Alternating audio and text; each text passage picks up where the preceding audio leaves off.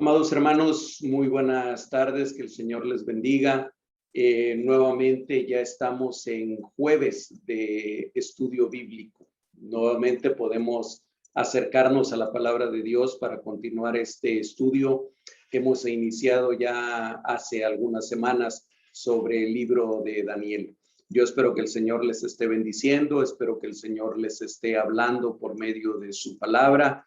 Y es mi oración y es mi anhelo que el Señor nos hable también en este día a través del estudio del capítulo que corresponde al día de hoy.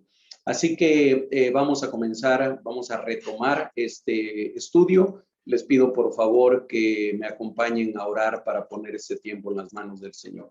Padre amado, bendito Dios, te damos muchas gracias en el nombre de Jesucristo por todas sus bendiciones, por tu amor, por tu misericordia, por tu perdón, por tu provisión, por tu compañía, Señor, por todo lo que tú eres en nuestra vida. Gracias, gracias porque tú eres nuestro Señor, eres nuestro Dios y nosotros somos pueblo tuyo, somos ovejas de tu prado. Señor, te pido por favor en el nombre de Jesucristo que tú nos hables en esta tarde, que sea tu Espíritu Santo el que nos guíe, el que nos conduzca, el que nos enseñe, el que nos hable en esta tarde.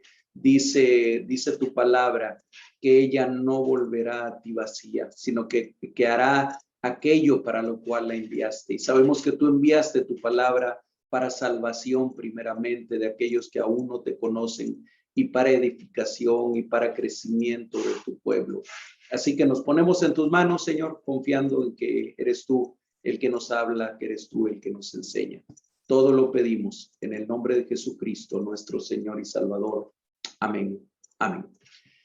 Bien, amados, pues yo sé que probablemente en este momento o en el momento que ustedes vean este video, habrá personas que han seguido este estudio de Daniel desde la primera lección, desde la introducción, y habrá también quienes a lo mejor es la primera vez que están escuchando del libro de Daniel, que a lo mejor es la primera vez que están acercándose incluso a la escritura. Entonces yo quisiera tomar en cuenta también a este segundo grupo y no entrar de lleno en el capítulo sin hacer ninguna introducción en general. Así que si para ti es la primera vez que estás viendo un estudio de estos, o incluso si a lo mejor es la primera vez que estás escuchando algún estudio de la Biblia, déjame decirte que nosotros creemos firmemente y estamos convencidos de que la Biblia es la palabra de Dios, de principio a fin. Que la Biblia es un libro que contiene todo aquello que Dios ha querido revelar acerca de sí mismo a los seres humanos. Que todo aquello que los hombres necesitamos saber y conocer sobre Dios se encuentra contenido en su palabra. Creemos que tanto el Antiguo Testamento como el Nuevo Testamento son palabra inspirada por Dios. Y eso incluye a los libros conocidos como los profetas, y eso incluye a uno de esos libros, que por cierto es el primero del grupo conocido como de los profetas menores, que es el libro de Daniel. Ya en su momento hemos dado una introducción también a lo que es el libro de Daniel, pero déjenme mencionarles también para quienes aún no lo sepan o no lo tengan muy claro. Este libro es un libro en buena parte histórico, es un libro en buena parte de historia, aunque también lo es de profecía. ¿Y qué parte de la historia es la que abarca? Bueno, sabemos por fuentes bíblicas y por fuentes extrabíblicas que en el siglo VI, por ahí del año 580 y pico antes de nuestra era, antes de Cristo, el reino de Judá, que era el reino del sur, ya el pueblo de Israel o el reino de Israel ya se había dividido desde tiempo antes en el reino del norte, que era Israel propiamente dicho, y el reino del sur, conocido como Judá. ya el reino del norte había desaparecido, los asirios habían conquistado, y no solamente conquistado, sino habían destruido totalmente todo lo que había sido el reino del norte de Israel. Habían deportado ya todos los israelitas hacia Siria, hacia Nínive, de donde, por cierto, nunca más volverían como una nación. Pero había prevalecido todavía el reino del sur con su capital en Jerusalén y que era conocido como Judá. Sin embargo, también a causa de la idolatría, de la rebelión pertinaz de este pueblo, Dios envía juicio sobre de ellos y viene un rey que históricamente es muy famoso, de un imperio históricamente muy famoso, y estoy hablando de Nabucodonosor II, rey de Babilonia, de lo que llegaría a ser conocido como el gran imperio babilónico. Y en el año que mencionaba yo hace un momento, destruyen Jerusalén en una conquista que se llevó a cabo en tres partes, en tres fechas diferentes, en la cual digamos que la definitiva fue la tercera, después de que el pueblo de Judá o los reyes de Judá se rebelan contra Nabucodonosor. Viene nuevamente, sitia Jerusalén, y entonces sí, destruye sus muros, destruye el templo, lo que habría sido el templo de Salomón, y a prácticamente toda la población de Judá se la lleva cautiva hacia Babilonia. Y digo prácticamente toda porque dejan ahí algo de gente, dejan a la gente pobre, a los desposeídos, a los que no tienen educación, a los que no tienen nada, los dejan para que sigan ahí, y a todos aquellos, sobre todo que son de origen noble o que tienen relación con la familia real, así como a los sacerdotes, a los levitas, a la gente más preparada, los llevan cautivos a Babilonia. Entre esos cautivos a Babilonia van cuatro jovencitos, jovencitos que probablemente tendrían entre 13 y 15 años de edad, que son Misael, Azarías y Daniel y Ananías. A estos cuatro jóvenes, después los de Babilonia los meten en un proceso que le hemos llamado de babilonización, en el cual están tratando de transculturarlos, de imbuirles la cultura babilónica, para que después ellos sirvan en la corte del rey Nabucodonosor. Uno de estos cuatro, les cambian el nombre a los cuatro, por supuesto, y les ponen nombres con significado caldeos, con significado babilónico, y ahora ellos son Belsasar, Sadrach, Mesac y Abed-Nego. Bien, esta es como una introducción al libro que muchos de ustedes ya conocen.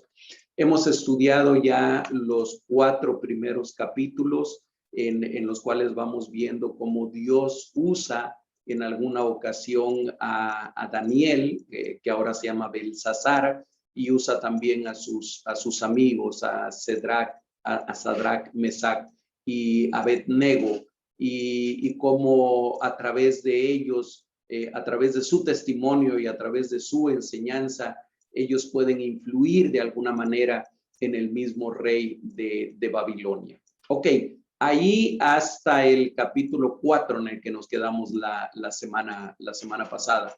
Hoy vamos a ir con el capítulo 5, un capítulo que tiene una tremenda enseñanza para nosotros, y del cual habrá también mucho de historia que contar. Déjenme comenzar a compartir pantalla para poder compartir con ustedes la presentación que he preparado para este capítulo. Entonces, les decía, estamos en el estudio bíblico del libro de Daniel, hoy con el capítulo 5, un capítulo al cual no es muy difícil ponerle título, no es muy difícil ponerle el tema general, y le hemos puesto así: la escritura en la pared.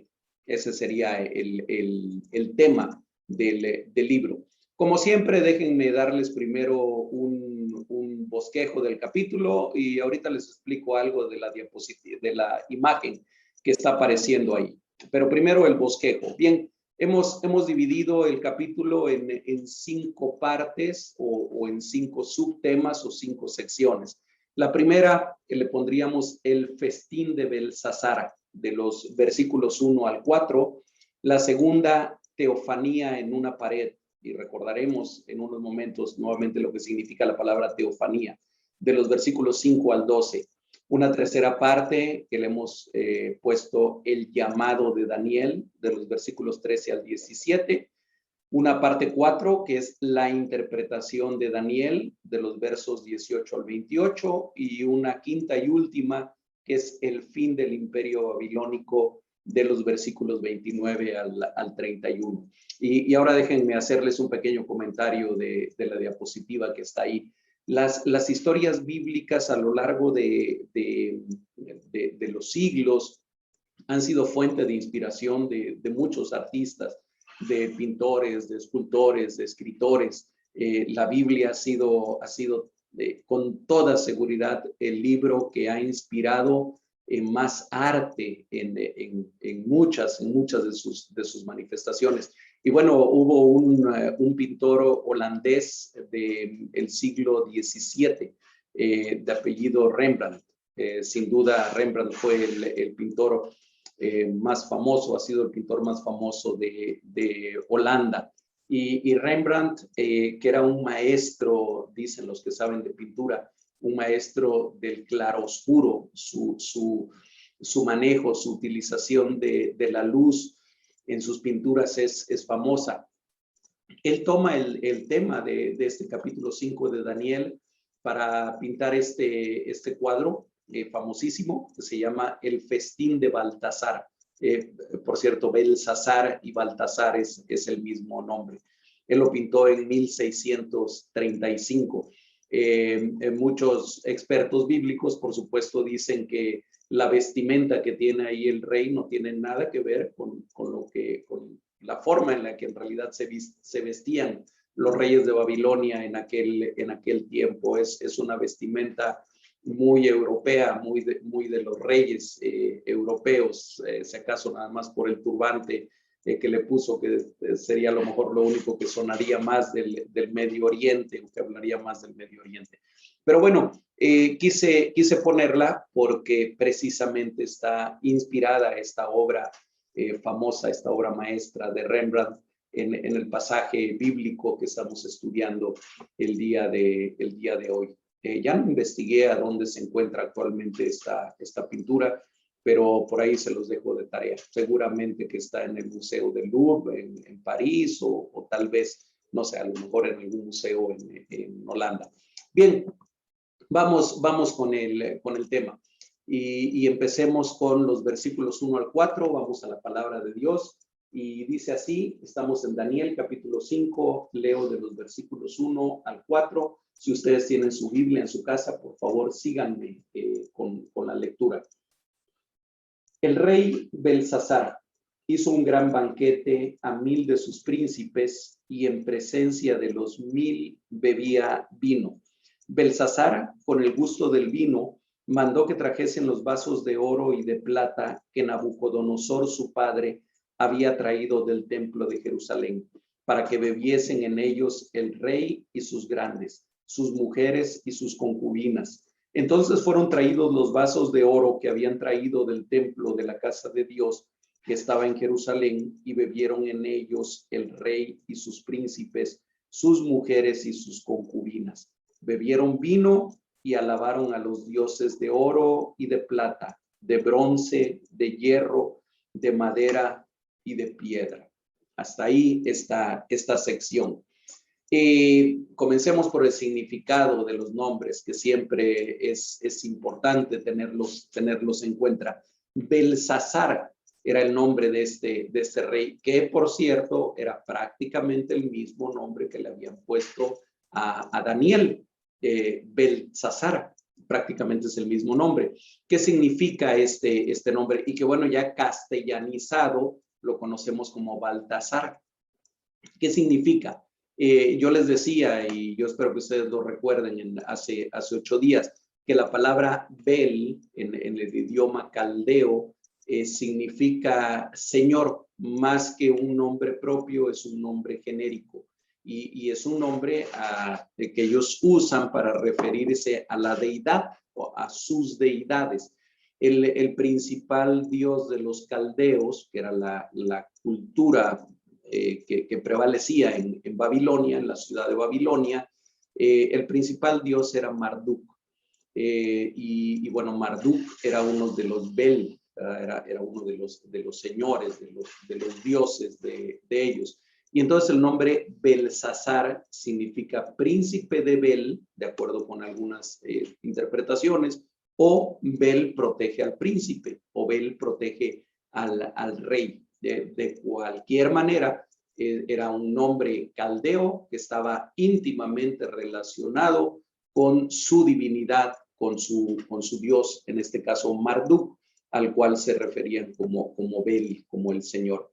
El contexto histórico de este capítulo es importante y es una de las muchas pruebas que hay o de los muchos ejemplos que hay de cómo la veracidad de la Biblia no depende de lo que digan los historiadores o los arqueólogos o los antropólogos o quienes estudien la historia de la humanidad. La veracidad de la Biblia no depende de eso. Sin embargo, es un ejemplo de cómo muchos descubrimientos arqueológicos, hay toda una área de la arqueología que es la arqueología bíblica, como muchos descubrimientos solamente lo que hacen es confirmar lo que dice la Biblia o ratificar cosas que se habían puesto en duda y que sin embargo después cuando hay nuevos descubrimientos se ve cuán certera es la palabra de Dios. Y ahorita van a ver por qué digo esto. Durante siglos, hasta el siglo XIX, algunos críticos de la Biblia negaban la existencia de cualquier rey que se hubiera llamado Belsasar. Decían, no hay ningún registro de que haya habido ningún rey llamado Belsasar y mucho menos que haya sido el último rey del imperio de Babilonia. No había evidencia histórica de que esto se hubiera dado.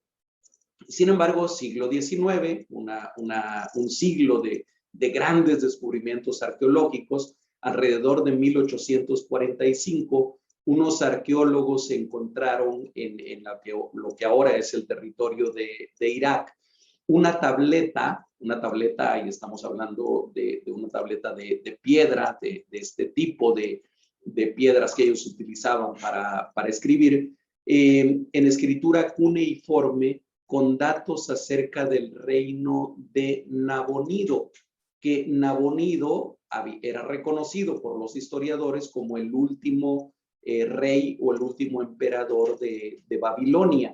Entonces encuentran estas tabletas con escritura cuneiforme que hablan de las crónicas o el reinado de Nabonido.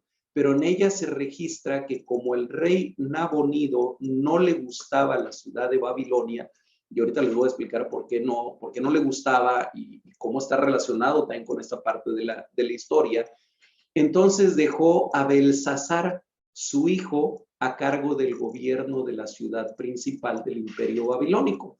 Y resulta que Nabonido se retira a un oasis o una región de oasis en lo que ahora serían los Emiratos Árabes Unidos o lo que conocemos como Arabia, como el país de Arabia, se retira allá. ¿Y por qué no estaba a gusto en Babilonia? Bueno, porque en Babilonia el mero dios era Marduk, y él no era precisamente un devoto de Marduk. Él más bien adoraba a Shin, la diosa de la luna, y entonces se habla en diferentes escritos históricos que él tenía fuertes encontronazos con los sacerdotes de Marduk, porque él no era tanto un adorador de Marduk, eran politeístas, entonces Por supuesto que adoraban a varios dioses, pero pongámoslo así, su dios preferido no era Marduk. Y eso hizo que él decidiera la mayor parte de su reinado no estar en Babilonia, y entonces deja a su hijo mayor, Belsasar, a cargo del gobierno de la ciudad de Babilonia y buena parte del gobierno del imperio. Y entonces, si no hubiera sido por este descubrimiento de 1845, no sabríamos, aparte de la Biblia, aparte del libro de Daniel, de la existencia de Belsasar, porque el resto de los historiadores mencionan solamente a Nabonido, que digamos que oficialmente era el rey, era el emperador. Bien, seguimos con el contexto histórico. Tampoco Nabonido era parte del linaje de Nabucodonosor. De alguna manera fue alguien fuera de su familia que había sido un funcionario importante en su reinado, pero que no era parte del linaje. Sin embargo, Belsasar, como lo leímos hace un momento, lo vamos a leer también más adelante, es llamado hijo de Nabucodonosor, pero solamente en el sentido de su posición real de rey. En ese sentido, así como decimos, por ejemplo, que Miguel Hidalgo y Costilla es el padre de la patria aquí en México, no porque sea nuestro papá para nada, ni porque seamos descendientes de Miguel Hidalgo, sino porque es un título, simplemente. Bueno, de la misma manera se hablaba de Belsasar como hijo de Nabucodonosor, o como tu padre Nabucodonosor, porque era digamos que en el reinado, era un sucesor de él. En otras palabras, Nabucodonosor era padre de él solamente como su predecesor, no como su padre biológico. Aparentemente el padre biológico de Belsasar era Nabonido. Bien, la siguiente lista que les voy a poner aquí nos puede ayudar a entender la cronología de los reyes babilonios, o de los últimos reyes babilonios. Nabopolassar, el padre de Nabucodonosor, reinó entre los años 626 y 605 antes de Cristo. Estamos hablando del siglo VII antes de nuestra era. Nabucodonosor, digamos que queda montado entre ambos siglos, entre el 7 y el 6. Él está del 605 al 562 antes de Cristo. A él lo sucede Evil Merodach, 562 al 560, solamente dos años. Después, del 560 al 556, también un reinado muy corto. Neriglissar, solamente 4 años. Después un reinado todavía más corto, más fugaz, que es el de Lavashi Marduk, alguien que llevaba el nombre de aquella divinidad. Reinó solamente 4 meses en el año 556 antes de Cristo, y después de él comienza el reinado de este hombre que no venía ya del linaje de Nabucodonosor, pero que así sí había sido parte de sus funcionarios, de sus oficiales, y que de alguna manera se hace del poder. Y entonces él reina del 556 al 539, que es cuando termina el imperio babilónico. Vamos a ver ahorita cómo termina. ¿Quién era el rey? Era Nabonido, pero él había dejado como regente a su hijo Belsasar, que por lo tanto aquí en el libro de Daniel es mencionado como rey también. Bien, continuamos con esos primeros 4 versículos. Dice en el versículo 1, ya habiendo visto el contexto histórico, que Belsasar hizo banquete a 1000 de sus príncipes y concubinas. Y una de las preguntas era, ¿por qué? Y surge tanto esta pregunta porque sabemos por la fuente bíblica y por la fuente extrabíblica que mientras Belsasar estaba haciendo este gran banquete, la ciudad estaba rodeada por el ejército de los medopersas al mando de Ciro II, conocido como el Grande, y que la ciudad ya llevaba por lo menos alrededor de un año en estado de sitio. Y mientras eso ocurre en las afueras de la ciudad, Belsasar celebra un gran banquete, un gran festín con 1000 de los principales. Y algunos comentaristas bíblicos y algunos historiadores dicen que, bueno, esto pudo haber tenido algún sentido, tal vez para animar a aquellos príncipes, seguramente gente que estaba a cargo del ejército también, para animarlos, para agasajarlos de alguna manera y hacer que continuaran resistiendo aquel sitio que estaban sufriendo, o que probablemente Belsasar, cansado de las penurias que implicaba haber estado sitiado durante todo este tiempo, que era así como un desfogue, como un escape, y entonces por eso organiza esta fiesta que vamos a ver por un detalle que se menciona más adelante, que tenía también algún fondo pagano, algún fondo religioso, y ese pudo haber sido otro de los motivos de este festín. Ofrendar de alguna manera o agasajar a sus falsos dioses, a sus deidades, para ganar su favor en esa guerra que estaban librando contra Ciro. Bien, ya he mencionado que en ese momento Ciro el persa tenía sitiada la ciudad. Dice que Belsasar, con el gusto del vino, dice en el versículo 2, con el gusto del vino, es decir, con los efectos que el vino, estaba borracho, pues, estaba ya borracho, estaba seguramente muy alegre. El vino hace que la gente saque cosas que a veces tiene guardadas o cosas que no se atrevería a hacer estando en su juicio, si lo hace cuando está bajo los efectos del alcohol. Y Belsasar estaba bajo los efectos del alcohol. ¿Y qué fue lo que se le ocurrió en ese momento? Bueno, mandó que trajesen los vasos de oro y de plata que Nabucodonosor, su padre, y ya mencionamos en qué sentido era su padre, había traído del templo de Jerusalén. ¿Para qué? Para que bebiesen en ellos el rey y sus grandes, sus mujeres y sus concubinas.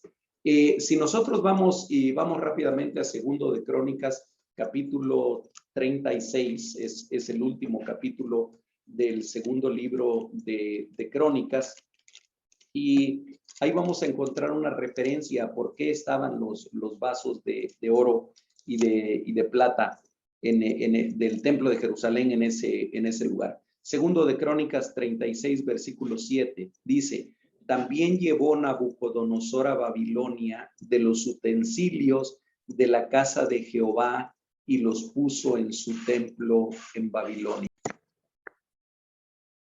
Perdón, pero como siempre tuvimos por aquí alguna falla técnica.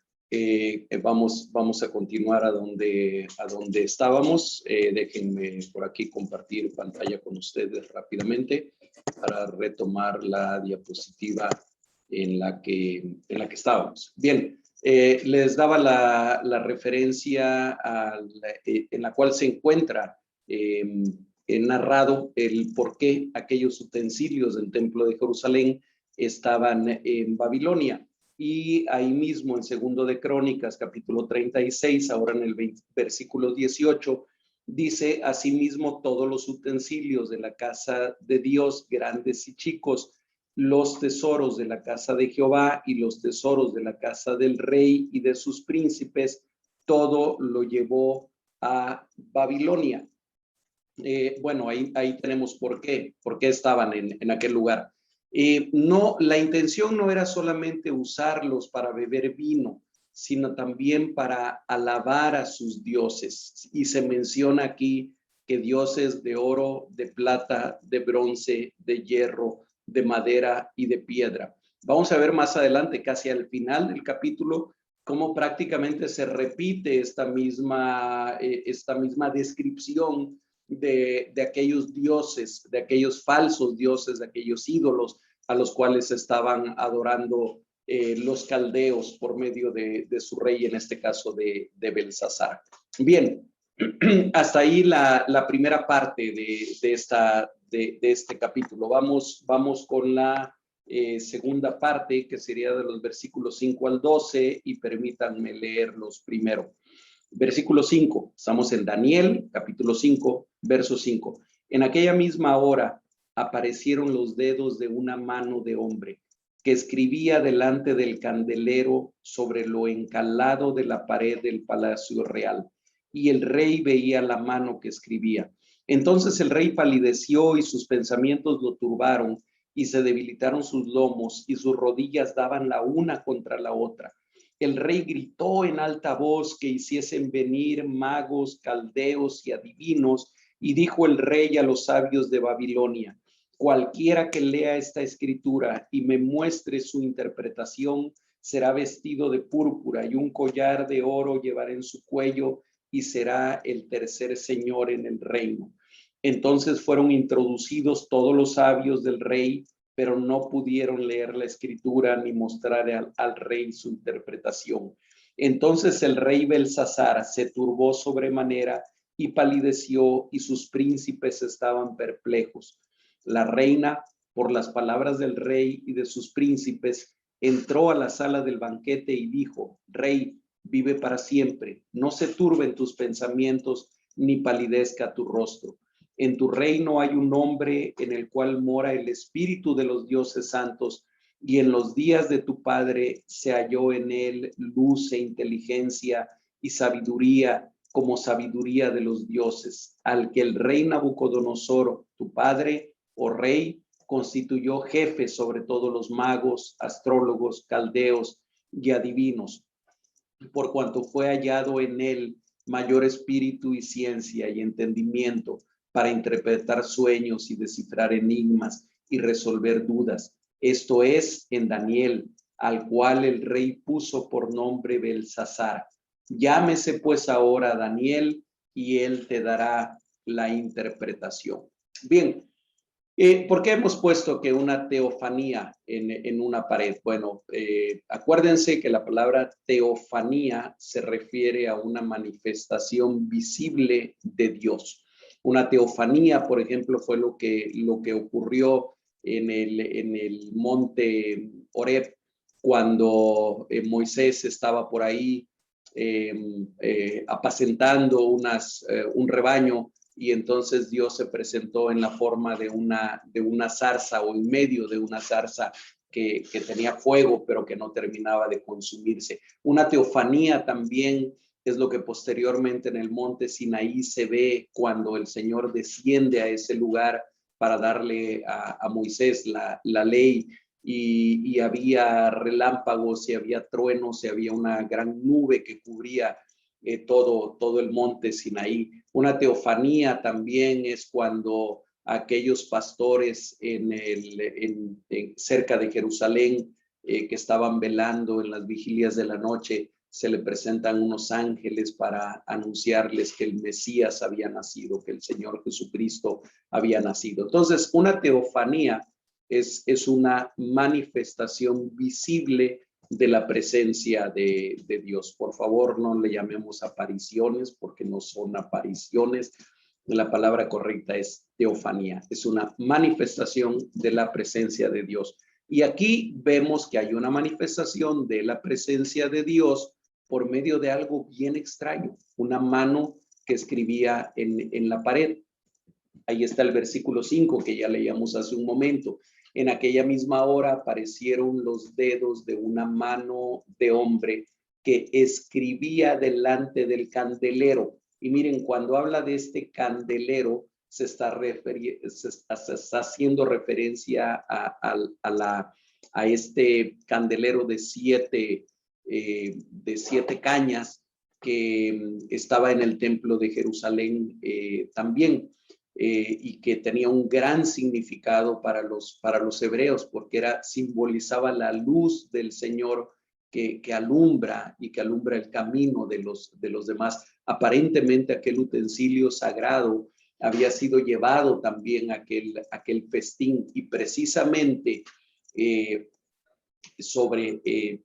delante de ese candelero era que se manifestó aquella mano que escribía sobre lo encalado de la pared del palacio real. Dice, y el rey, y no solamente el rey, sino todos los que estaban ahí, sus príncipes y las mujeres y las concubinas y demás, veían aquello que estaba ocurriendo.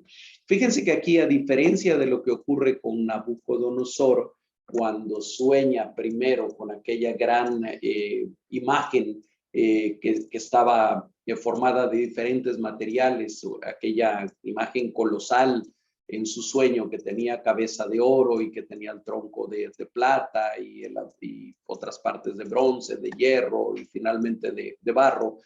A diferencia también de aquel sueño que tuvo Nabucodonosor de un gran árbol que cubría toda la tierra y que se veía de toda la tierra, que son descritas como sueños y visiones. Esta no fue un sueño ni fue una visión, fue algo que todo mundo vio, todos los que estaban con Belsasar lo pudieron ver. Fue por eso una teofanía, pero ahora vinculada con un juicio, vinculada a un juicio que venía sobre aquel rey. El rey estaba lleno de gozo, bastante borracho por la gran cantidad de vino que había bebido, pero desde que Belsasar vio esa mano de hombre aparecer y escribir en la pared, tal parece que quedó sobrio instantáneamente, tal parece que se les fumó la borrachera que traía.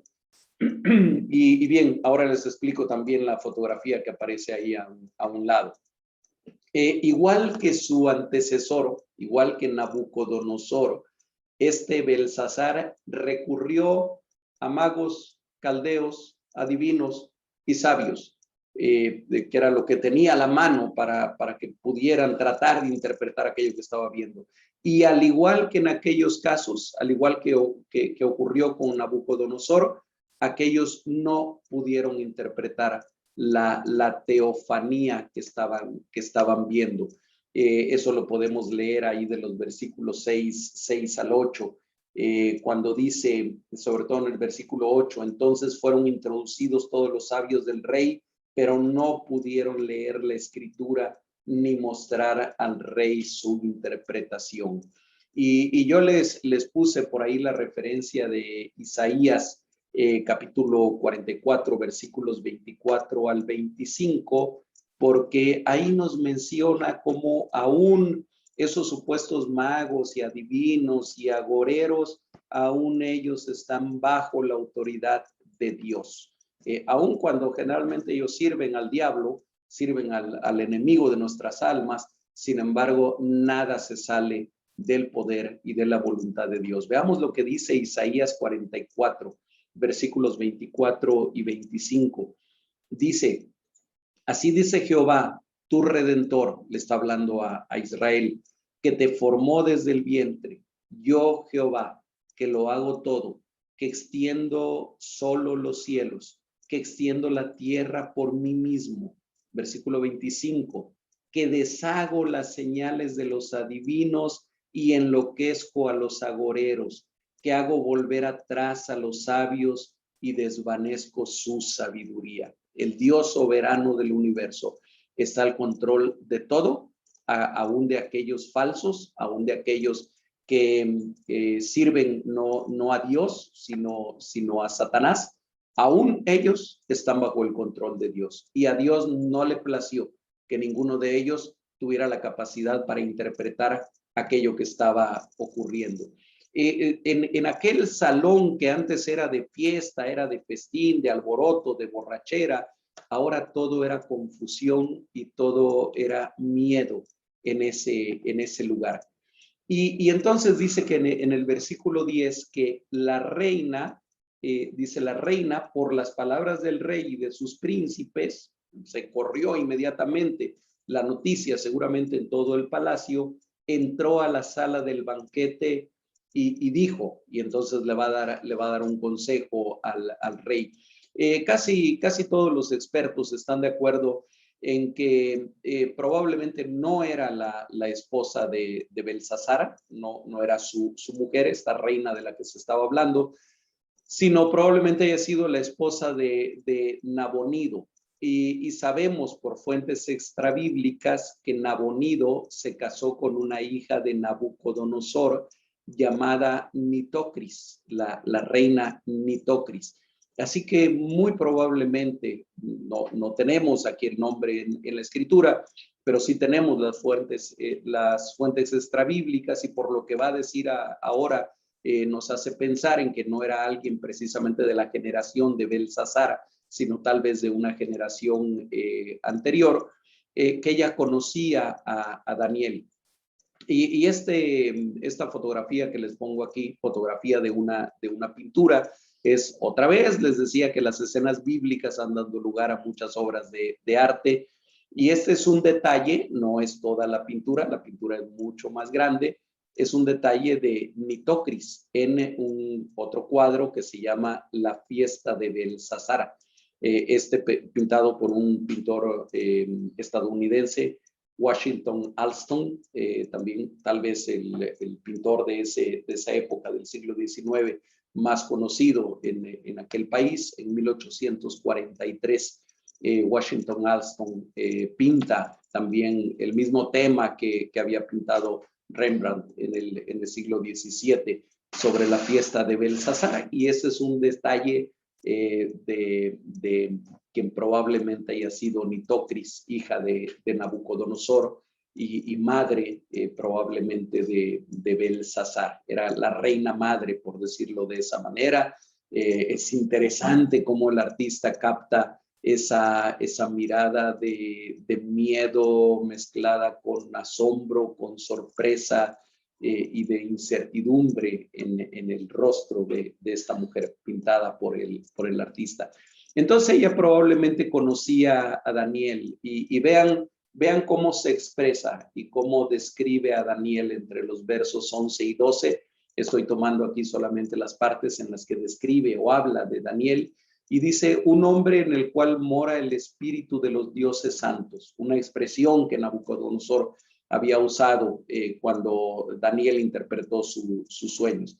Se halló en él luz e inteligencia y sabiduría, como sabiduría de los dioses. Más adelante se dice que tenía mayor espíritu y ciencia y entendimiento para interpretar sueños y descifrar enigmas y resolver dudas. Veamos cómo aquel prestigio que Daniel había tenido como hombre de Dios en su juventud, lo seguía teniendo todavía en la actualidad cuando esto ocurre. Y entonces esta mujer, que aquí se describe solamente como la reina, y que nosotros suponemos que era Nitocris, hija de Nabucodonosor, va y le da este consejo y le dice: lo que tienes que hacer no es estarle preguntando a los magos, a los adivinos, a los sabios, a los agoreros, sino llama a este hombre que es de la gente de los judíos, de la cautividad. Y entonces vamos a la siguiente parte, que es el llamado de Daniel, y vamos a leer a partir del versículo 13 al versículo 17. Entonces Daniel fue traído delante del rey, y dijo el rey a Daniel: ¿eres tú aquel Daniel de los hijos de la cautividad de Judá, que mi padre trajo de Judea? Es decir, probablemente Belsasar no conocía a Daniel, probablemente ya no tenía relación con él. Le dice: ¿eres tú aquel Daniel? Yo he oído de ti que el espíritu de los dioses santos está en ti, y que en ti se halló luz, entendimiento y mayor sabiduría. Prácticamente le repite lo que la reina le había dicho. Verso 15. Y ahora fueron traídos delante de mí sabios y astrólogos para que leyesen esta escritura y me diesen su interpretación, pero no han podido mostrarme la interpretación del asunto. Yo pues he oído de ti que puedes dar interpretaciones y resolver dificultades. Si ahora puedes leer esta escritura y darme su interpretación, serás vestido de púrpura y un collar de oro llevarás en tu cuello, y serás el tercer señor en el reino. Entonces Daniel respondió y dijo delante del rey: tus dones sean para ti y da tus recompensas a otros. Leeré la escritura al rey y le daré la interpretación. Bien, probablemente, y de acuerdo con lo que ya revisamos al principio de la secuencia de los últimos reyes de Babilonia, probablemente para esta fecha en la que estamos, año 539 antes de Cristo, probablemente Daniel andaba por ahí de sus 80 años. Era un hombre ya muy grande y quizá ya estaba retirado de los cargos públicos que Nabucodonosor le había dado a través de la sucesión de reyes. Muy probablemente le había sido quitado aquellos privilegios reales que Nabucodonosor le había otorgado después de que había interpretado sus sueños. Sin embargo, fue llamado, ahora sí fue sacado de su retiro. Se había retirado probablemente de los asuntos públicos, pero no se había retirado del servicio al Dios verdadero, al Dios santo, único y verdadero. Así que fue llamado nuevamente. Y Belsasar le da toda una explicación a Daniel de por qué lo había traído y le pide por favor que interprete la escritura en la pared, algo que no era muy usual en los reyes de Babilonia, en la gente poderosa de Babilonia, estar dando explicaciones y estar diciendo el por qué te mandé a llamar.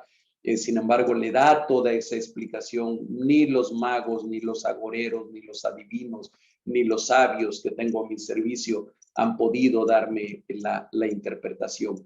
Y le ofrece, entre otras cosas, vestirlo de púrpura, poner un collar de oro en su cuello, que era un símbolo, eran símbolos de realeza y de autoridad, y hacerlo el tercer señor en el reino, lo cual es muy congruente con los datos históricos que tenemos y a los que hace yo referencia. No le podía decir que iba a ser el segundo del reino, porque él mismo era el segundo. El primero era su padre, Nabodino. El segundo era él, y le dice, te ofrezco que tú estés después de mí, tú serás el tercer señor en el reino.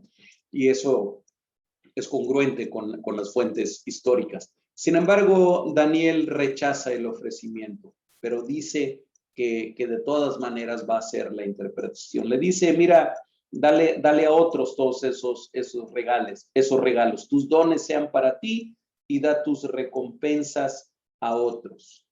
Daniel sabía perfectamente, como lo vamos a ver más adelante, que este hombre no iba a poder cumplir con su ofrecimiento, con sus promesas. Y entonces vamos con la cuarta parte de este capítulo, de los versículos 18 al 28. Permítanme leerlos, porque es la interpretación de Daniel. Versículo 18. El Altísimo Dios, oh Rey, dio a Nabucodonosor tu padre el reino y la grandeza, la gloria y la majestad.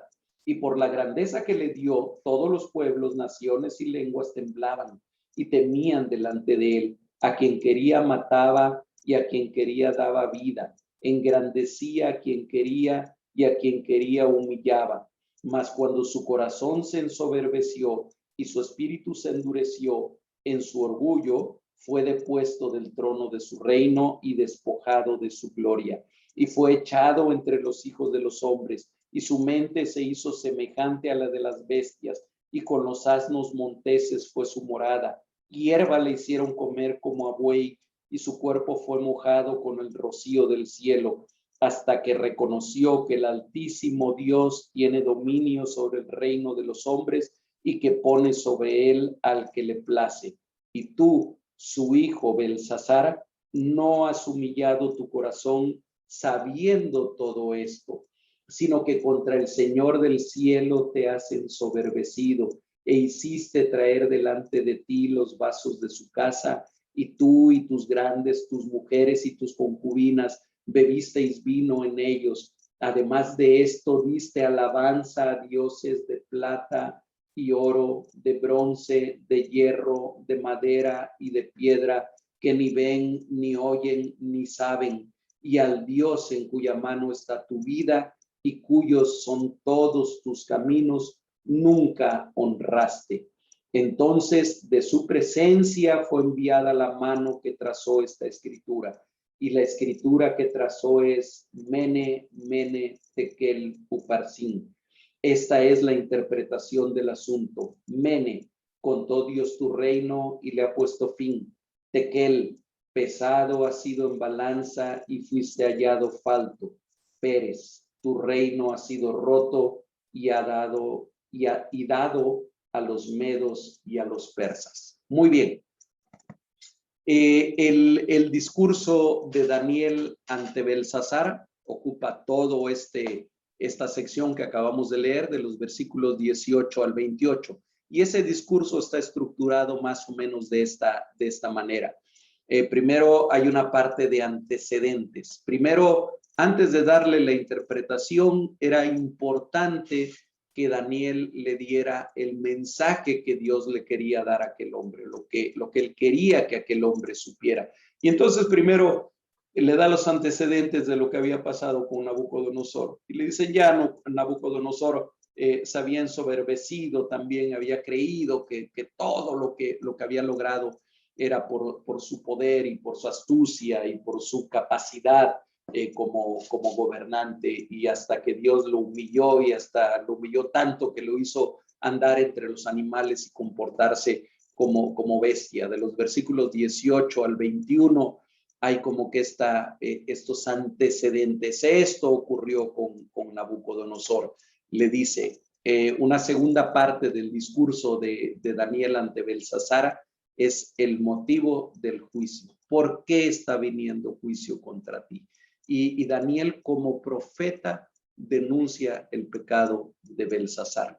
Una función que se llama función profética, y que actualmente el pueblo de Dios debe seguir teniendo, que la iglesia debe seguir teniendo, y la misión profética de los creyentes en Jesucristo y la misión profética de la iglesia no tiene que ver con hacer profecía en el sentido de adivinar qué es lo que va a ocurrir, o de decirle a la gente que si ya se va a acabar el mundo, o que si va a ocurrir tal o cual cosa. Aun cuando Dios lo hacía por medio de los profetas en el Antiguo Testamento, y también en el Nuevo Testamento vemos algunos casos. Se habla de Juan el Bautista como el último de los profetas en aquel sentido, pero la misión profética de la iglesia no es esa, no es adivinar el futuro, no es anunciar qué es lo que va a ocurrir en el 2021 o en el 2022, como a veces lamentablemente se malinterpreta. ¿Cuál es la misión profética? Es esto que está haciendo Daniel, es denunciar el pecado, es denunciar la maldad, es denunciar lo que está mal delante de Dios. Y esa es una voz que nosotros como hijos de Dios no podemos perder. No podemos consentir con el mal, aun cuando el resto del mundo consienta con el mal. Debemos de ser críticos, debemos de denunciar el pecado, debemos de señalar lo que está mal, de acuerdo con lo que dice la palabra de Dios, basados en lo que dice la palabra de Dios. Y eso fue lo que hizo Daniel. Le dijo, mira, tú has hecho esto, tú te has ensoberbecido, tu soberbia llegó a tanto que mandaste a traer los utensilios sagrados, que al menos Nabucodonosor por lo menos los había guardado en el templo de su falso Dios, pero por lo menos los tenía ahí guardados. La soberbia de Belsasar lo hace decir, a ver, tráiganlos para que brindemos con ellos, y además para que los usemos también en adoración a nuestros dioses. Y le dice, ese es el motivo de que Dios esté mandando este juicio sobre de ti. Y la tercera parte del discurso de Daniel ante Belsasar es la interpretación. Entonces, primero le da antecedentes, luego le dice el motivo del juicio de Dios, y luego lo que tanto quería escuchar Belsasar, que era la interpretación. Y le dice, la escritura vino de la mano de Dios y tenía un claro mensaje de juicio. Si ustedes se fijan en el versículo 24 que ya leímos, entonces de su presencia, de la presencia del Señor, fue enviada la mano que trazó esta escritura. Por eso les decía que es una teofanía, algo que es una manifestación física de la presencia de Dios, de la misma presencia de Dios, dice, fue enviada esta mano que trazó la escritura.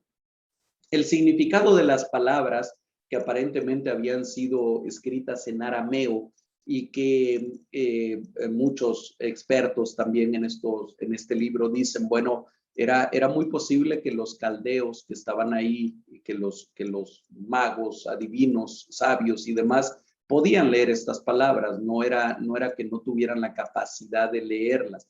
No tenían la interpretación espiritual de qué significaba, de cuál era el mensaje. O Dios había hecho que aquello quedara velado ante sus ojos. Porque las palabras eran mene, mene, o sea, 2 veces mene, tekel, uparsin. Y literalmente esas palabras se traducen como numerado, pesado, dividido.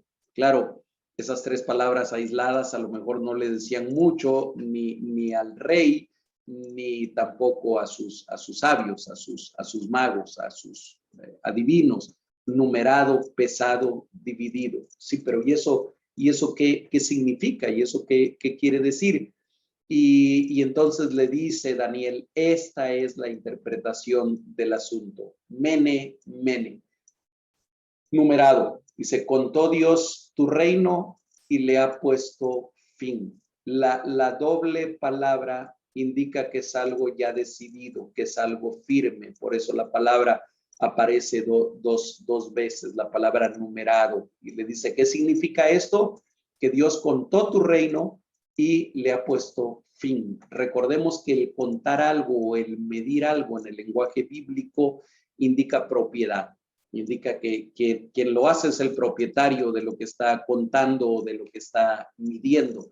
Y es lo que aquí también la palabra de Dios nos recuerda. Todos los reinos de la tierra, todos los imperios de la tierra, todos los reyes de la tierra están en las manos de Dios. Mene, mene, contó tu reino y le ha puesto fin. Tekel, pesado ha sido en balanza y fuiste hallado falto. Es decir, Dios te puso en una balanza, Dios te pesó y vio que no pesabas nada realmente. Fuiste hallado como sin peso. Es como si le dijeran, ni siquiera se movió la balanza cuando Dios te puso ahí. Así estás de vacío, así estás de falto delante de Dios. Y finalmente Pérez dice en el versículo 28, Pérez, aunque en el versículo 25 dice uparsin. ¿Y por qué? Es la misma palabra. Uparsin es el plural de Pérez. Y le dice el significado, aunque el significado de Pérez era dividido, de uparsin es el plural. Tu reino ha sido roto y dado a los medas y a los persas. Ya no hay más explicación, o la explicación no puede ser más clara que aquella que Daniel le está dando. Y llegamos así a la última parte, y ahorita también les explico el porqué de esa ilustración que pongo ahí. El fin del imperio babilónico. Los últimos versículos del 29 al 31. Leamos en la palabra de Dios. Versículo 29. Entonces mandó Belsasar vestir a Daniel de púrpura y poner en su cuello un collar de oro y proclamar que él era el tercer señor del reino. Pretendió cumplir con la promesa que había hecho, aunque no se imaginaba qué fugaz iba a ser esto. Versículo 30. La misma noche fue muerto Belsasar, rey de los caldeos, y Darío de Media tomó el reino siendo de 62 años. Belsasar cumplió su promesa a Daniel. Lo vistió de púrpura, el color de los reyes. Recordemos que el púrpura era una tela, era algo muy, muy caro. En aquel tiempo el teñido de púrpura era casi propio de la realeza. Puso un collar de oro en su cuello, un símbolo de autoridad real, y proclamó que era el tercero en el reino. Primero era Nabodino, segundo era Belsasar, y dijo, y ahora el tercero es Daniel. Y yo les puse aquí esta imagen porque es un hallazgo arqueológico que se hizo cerca de Jerusalén, y de acuerdo con las pruebas estas de carbono 14 y todo lo demás, estos restos de púrpura, de algún tejido de púrpura, corresponden más o menos a la época de David y de Salomón. Y vean cómo aunque son unos hilachos nada más, por eso hay una regla ahí junto, conservan todavía el tinte después de miles de años. Y bueno, entonces le dijo, denle a este hombre todo lo que yo le había prometido.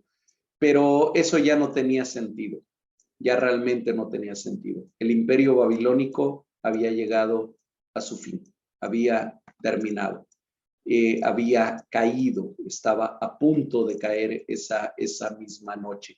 Sabemos históricamente, gracias a Heródoto, un historiador griego que narra todo esto, sabemos históricamente que lo narrado aquí en el versículo 30 ocurrió el 12 de octubre del año 539 antes de Cristo, es decir, hace más de 2500 años. Y vemos cómo las fuentes extrabíblicas y las fuentes bíblicas casan perfectamente bien, coinciden perfectamente bien. Sabemos que la caída de Babilonia ocurrió la noche del 12 de octubre del año 539 antes de nuestra era. Las tropas de Ciro, y bueno, aquí quiero hacer la aclaración porque la palabra menciona a Darío, dice el versículo 31, Darío de Media tomó el reino siendo de 62 años, Darío. Sin embargo, él estaba con Ciro, realmente Ciro era el gobernante principal, estaban unidos medos y persas, y Darío era el rey de Media, Ciro era el rey de Persia. Sin embargo, sabemos por las fuentes históricas que Ciro fue el principal estratega, aunque esa noche no estaba ahí, era Darío el que estaba al frente. Y es interesante la estrategia que ellos utilizaron para tomar Babilonia. La ciudad de Babilonia tenía un muro que los babilonios consideraban indestructible. Medía muchos metros de ancho, altísimo, y era prácticamente imposible que lo derribaran, aun cuando estuviera sitiada la ciudad. En las grandes construcciones que hizo Nabucodonosor, hizo que el río Éufrates pasara en medio de la ciudad, por lo tanto tenían una buena fuente de agua, tenían forma de seguir probablemente cultivando algo dentro de la ciudad, probablemente teniendo animales todavía, y por lo tanto podían resistir, según ellos, indefinidamente el sitio. Sin embargo, lo que este hombre hace es que cava un gran canal que desvía el cauce del río Éufrates, y hace entonces que pone parte de su ejército en un extremo de Babilonia, otra parte en el otro extremo, y cuando son desviadas las aguas del río y baja el nivel del río, aquellos hombres entran prácticamente caminando por debajo del muro indestructible y toman fácilmente la ciudad, la conquistan y la destruyen. Dice el versículo 30, la misma noche fue muerto Belsasar, rey de los caldeos. Inicia el reinado perdónenme, aquí fue un error de dedo, debía decir el reinado de Darío, quien tenía 62 años con respecto, de acuerdo con el versículo 31, él murió en el año 530 antes de Cristo, pero su imperio, este imperio medo-persa, iniciado aquí por Darío y por Ciro, se prolongó hasta el año 332, tuvo una duración de alrededor de 200 años, y en ese año, en el 332, fue conquistado por Alejandro Magno, que en aquel sueño que había tenido Nabucodonosor, ustedes se acuerdan que veíamos esa sucesión de imperios que ya Dios le anunciaba a Nabucodonosor que se iba a dar. Entonces, en aquella misma noche, Belsasar fue muerto, en aquella misma noche fue tomada Babilonia, fue destruido el imperio hasta ahí, hasta el 12 de octubre del 539 llegó el imperio caldeo babilónico y comienza un tremendo imperio también, que es el imperio medo-persa, con una mayor extensión todavía que el imperio babilónico. Bien, en conclusión, hermanos, y para terminar el estudio de esta tarde, si analizamos lo que Dios quiso enseñarnos con la experiencia del rey Belsasar, aprenderemos que él, Dios, no toma a la ligera la profanación de sus cosas sagradas, la profanación de aquello que Dios ha consagrado para él, que Dios ha consagrado para su servicio. No lo toma a la ligera, no lo tomemos tampoco a la ligera nosotros. No podemos caer en la veneración o porque finalmente se convierte en idolatría de las cosas, pero tampoco podemos tomar a la ligera las cosas que tienen que ver con Dios o los símbolos que tienen que ver con Dios. Nosotros celebramos en nuestra iglesia cada determinado tiempo la Cena del Señor, y en la Cena del Señor consagramos el pan y el vino, y no es que nosotros pensemos para nada, porque no es bíblico, que ese pan es el cuerpo de Cristo o que ese vino es la sangre de Cristo. Para nada. Creemos que simboliza el cuerpo y simboliza la sangre de Cristo, pero por ese mismo simbolismo tiene un profundo significado espiritual para nosotros. Y a partir de que consagramos esas galletitas o ese bolillo o ese pedazo de pan Bimbo y ese jugo de uva que es el vino, a partir de ese momento ya no le damos el trato que le daríamos a cualquier pan o a cualquier vino. Por ejemplo, el jugo de uva que sobra después de la celebración de la Santa Cena, no lo tiramos, ni las galletas o el pan tampoco lo tiramos. Generalmente lo que acostumbramos, al menos en las iglesias de tradición reformada, es que, bueno, alguien de la familia pastoral o de la familia de los ancianos o alguien más consumen aquello que sobró. Y entonces, bueno, este es un recordatorio para nosotros. Dios no toma a la ligera la profanación de las cosas consagradas a Él. La otra es que Él pesa a los que gobiernan las naciones. Los gobernantes de las naciones, yo no sé cuántos estén conscientes de esto, pero Dios los pesa, Dios los prueba, y un día de esa autoridad que Dios les ha dado, ellos van a tener que rendir cuentas. Y hace juicio también Dios en el reino de los hombres, algo que generalmente quienes están en autoridad o quienes están en gobierno pierden totalmente de vista. Seguramente que habrá honrosas excepciones, seguramente que habrá gobernantes que son temerosos de Dios, no necesariamente que desarrollan un cargo dentro de alguna iglesia, pero que son temerosos de Dios, pero la mayoría de ellos simplemente se olvidan de que es Dios quien nos ha puesto en la autoridad en la que están. Y es algo que nosotros tenemos que recordar constantemente cuando estemos en cualquier cargo de autoridad, ya sea como padres de familia, ya sea como parte de la iglesia, ya sea como parte de nuestro trabajo, de nuestro empleo. Si tenemos alguna autoridad, recordemos, esa autoridad nos ha sido dada por Dios. No es porque no las merezcamos o no es porque somos muy buenos y nos merecemos esa autoridad. Es que Dios te la dio y a Dios le vas a dar cuenta de lo que has hecho con esa autoridad. El otro aspecto es que, a diferencia de Nabucodonosor, Belsasar, después de haber recibido la revelación, no reconoció a Dios ni se humilló ante él, simplemente prosiguió con su arrogancia. A diferencia de lo que vemos al final del capítulo 2, después de la interpretación del sueño, del primer sueño que había tenido Nabucodonosor relacionado con aquella gran imagen, y al final del capítulo 4, cuando recibió la interpretación también de parte de Daniel de aquel sueño relacionado con aquel gran árbol que vimos la semana pasada, y que lo que Nabucodonosor hizo fue reconocer al Dios Altísimo, reconocer a quien tenía en sus manos verdaderamente los reinos de la tierra, a diferencia de aquello que hizo Nabucodonosor. Incluso hace 8 días comentábamos, se convirtió en Nabucodonosor. O sea, finalmente fue un creyente en el único Dios verdadero.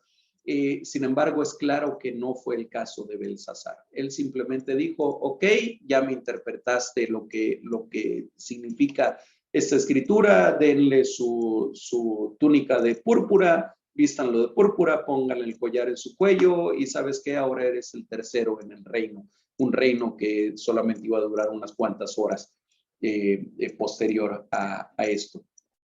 La otra conclusión y la otra lección que nosotros tenemos que sacar, Belsasar tuvo la oportunidad de arrepentirse y no lo hizo, no lo quiso hacer.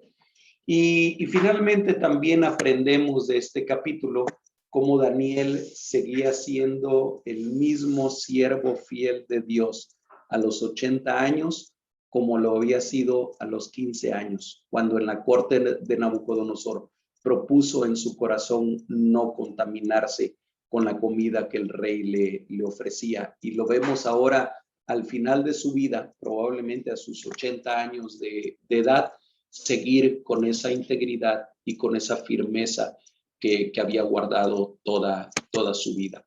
Bien, hermanos, hasta aquí llegamos con el estudio del día de hoy. Si Dios lo permite, la próxima semana, el próximo jueves, estaremos estudiando el capítulo 6 y estaremos viendo otra de las grandes enseñanzas que nos da Daniel, otra vez en cuanto a la integridad, cuando él escoge ser arrojado al foso de los leones antes que fallarle a Dios, antes de dejar de servir a Dios, y como Dios también de una manera milagrosa lo rescata de ahí. Y con el estudio de la próxima semana del capítulo 6 estaremos terminando la parte histórica del libro de Daniel, o la conocida así como parte histórica, y estaremos iniciando después, dentro de 15 días, con la parte que es más profética, en el sentido del alcance que tienen las revelaciones que se dan ahí.